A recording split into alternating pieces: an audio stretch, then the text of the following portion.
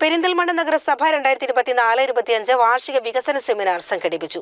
നഗരസഭ അധ്യക്ഷൻ പി ഷാജി ഉദ്ഘാടനം നിർവഹിച്ചു. ഇവിടെ ഇരിക്കുന്ന മുഴുവൻ ആളുകൾക്കും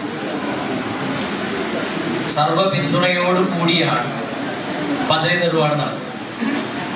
അങ്ങനെ വരുമ്പോൾ ഒരു സന്തോഷ വാർത്ത എനിക്ക് നിങ്ങളോട് പങ്കുവെക്കാനുണ്ട്.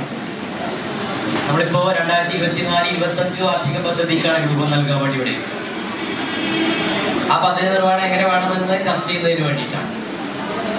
അങ്ങനെ അതിലേക്ക് കടക്കുമ്പോൾ ഉള്ള സന്തോഷ വാർത്ത എന്താണെന്ന് വെച്ചാൽ, നമ്മൾ തന്നെ കഴിഞ്ഞ വർഷം രൂപീകരിക്കപ്പെട്ടിട്ടുള്ള നിർവഹിക്കാൻ വേണ്ടി ആസൂത്രണം ചെയ്തിട്ടുള്ള പദ്ധതിയാണ് 2023-24 വാർഷിക പദ്ധതി.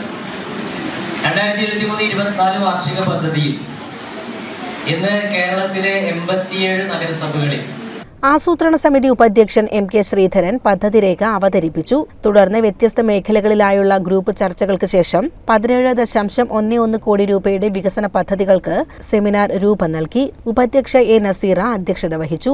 അമ്പിളി മനോജ്, K. ഉണ്ണികൃഷ്ണൻ, മുണ്ടുമൽ ഹനീഫ, ഷാൻസി നന്ദകുമാർ, നെച്ചിയിൽ മൻസൂർ, നഗരസഭാ സെക്രട്ടറി G. മിത്രൻ, നഗരസഭാ engineer K. Nishanth, clean city manager CK Valsan, project coordinator Salih Kinathiyil തുടങ്ങിയവർ പ്രസംഗിച്ചു. CCN പെരിന്തൽമണ്ണ.